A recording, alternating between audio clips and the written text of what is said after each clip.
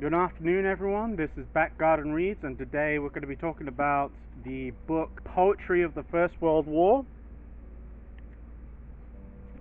an Oxford edition edited by Tim Kendall.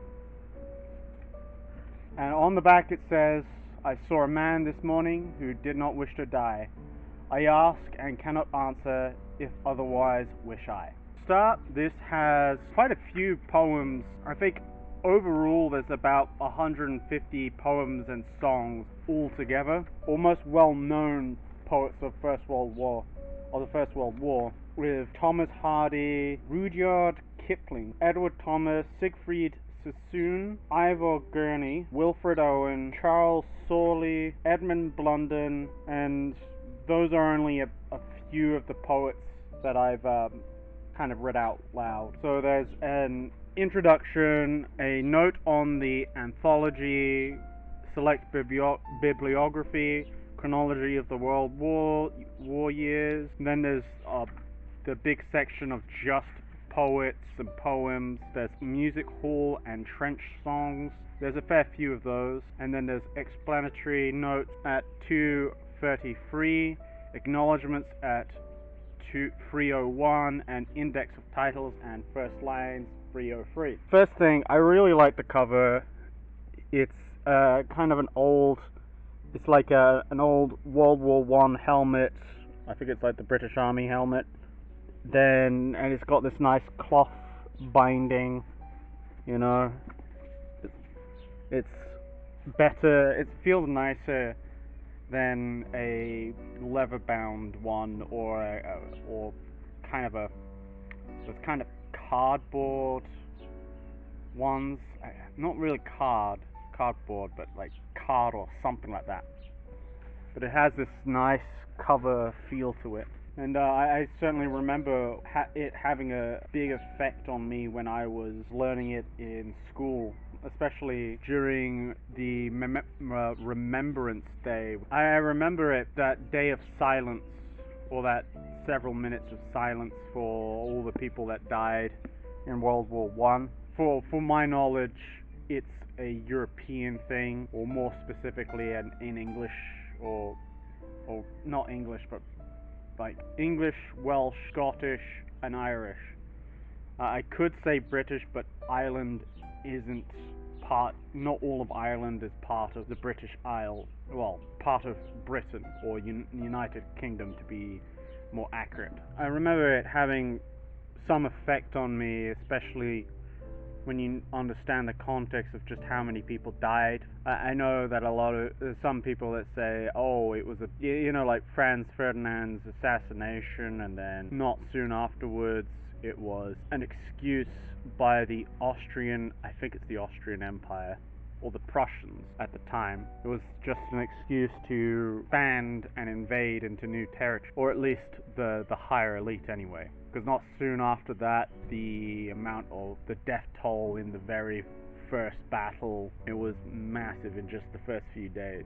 One thing that was very interesting about World War I, generally the first time the entire world really came to grips with the idea of an industrial warfare on such a scale where everything is so easy to just kill and churn out bodies on such a level with science and technology and all that the whole world was just horrified near the end. Of course, what not many Europeans understand is that industrial war had already happened long before World War I, and that was in the American Civil War, in which it was the first time in which a whole lot of technologies were developed for fighting in the Civil War, which, I mean, craziest of all is the very first submarine. It's funny to say that. And it was nearly, about 60 years odd for World War I. And unfortunately, the Europeans didn't learn from that. And instead, they thought about the Napoleonic, one decisive battle will win the whole war, which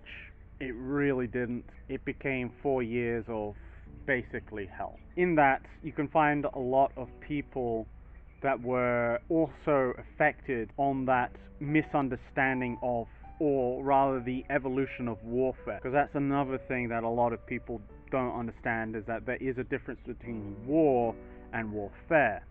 where warfare is the tools in which people fight while at war, where war is the act of massive nations in combat with each other. And it's that nature of war that is unchanging, and it's the quote from Fallout, the very, very good quote from Fallout that most people don't seem to understand or misinterpret, in that war never changes.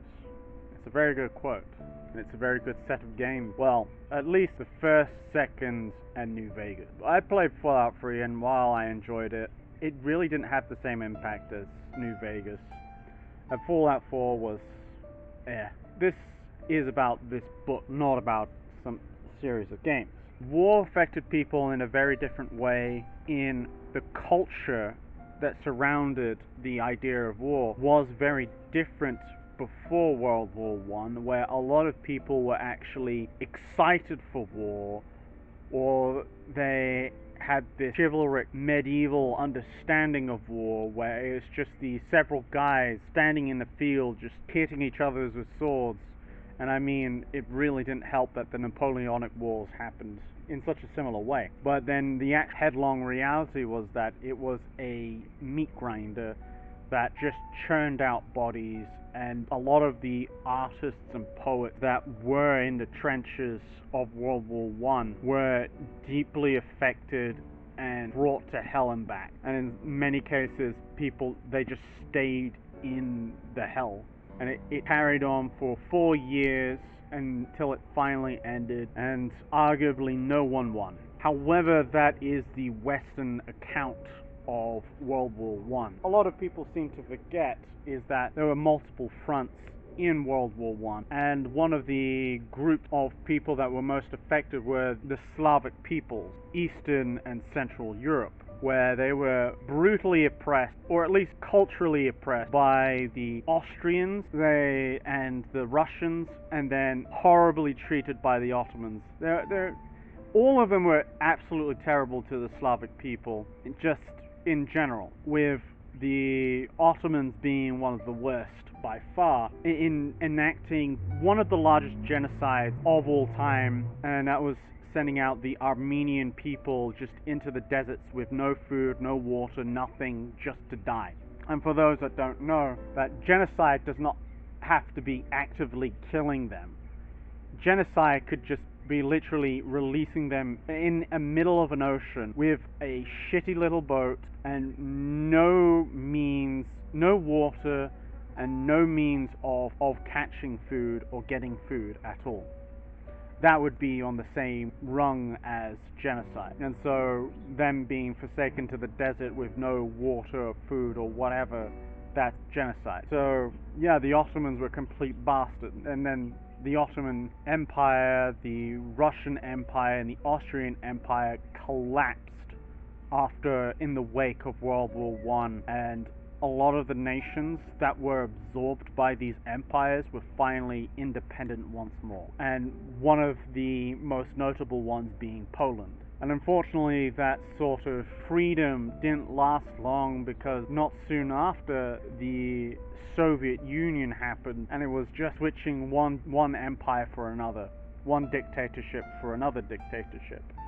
Though they did have a few years of freedom at least. And so, at least on the Slavic front, it was a justified war, because it was a liberation from empires. Empires are only as evil as the people who run them.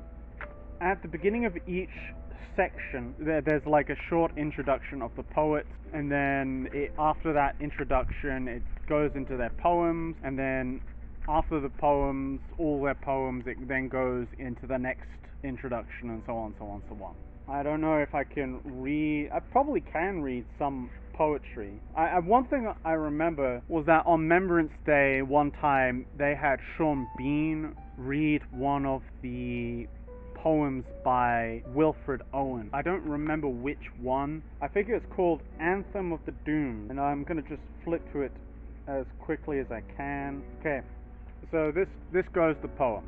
Anthem for the doomed. What passing bells for these who die as cattle? Only the monstrous angers of the anger of the guns. Only the stuttering rifles' rapid rattle can patter out their hasty oris. No mockeries now for them, no prayers nor bells, nor any voice of mourning save the choirs, the shrill, demented choirs of wailing shells, and bugles calling for them from sad shires. What candles may be held to speed them all? Not in the hands of boys, but in their eyes shall shine the holy glimmers of goodbye. The pallor of girls' brows shall be their pall, their flowers, the tenderness of patient minds, and each slow dust a drawing down of blind. One thing about Wilfred Owen is that was incredibly sad was that he managed to survive throughout almost the entire war until like a few months when the armistice was signed. And he could have survived, and who knows what would have happened, but it's kind of sad. It always makes me, whenever I think of World War One, it always hits me. And I know a lot of Americans or a lot of other nations outside of Europe might not really appreciate it. Like most Asian countries can't really appreciate it because they didn't really participate in that.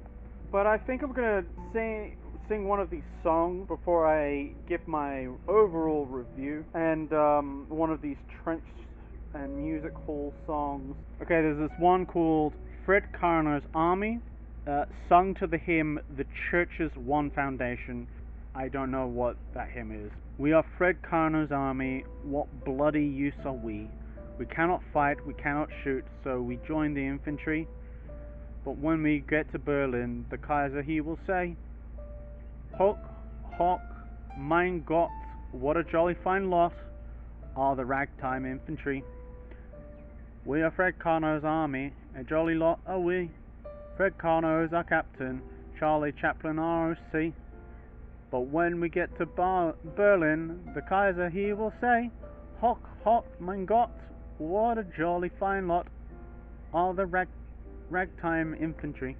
Again, I don't know what the hymn is. Now, overall, poetry is a very good thing to read and appreciate because it can lend itself to a greater understanding of the English language because it's evoking the words and the structure of the sentence specifically, or the stanza, and it's ordering them in a very specific way so that you can be like, and so that it can have a very specific effect. It's somewhat similar in a way to the whole idea of haikus of Japan. If you want to have an appreciation for a certain kind of poetry, or you want to learn a bit more about how some of the arts of World War One, or you kind of just want to understand it, this book is pretty good for you. Should you get this edition? Maybe not, because it might be a little bit expensive, especially since I got this years ago, and it's no doubt gone up in price, but that is assuming that it's still in print, which I am not entirely sure. There might be other compilations as well. With that in mind, I would recommend it. And it does have some weird words in there, but not that many, and you might have to research the actual history of World War One just a little bit to get an understanding of it, like how everything was a cruel, or there's barely any land, or whatever. But that's my review.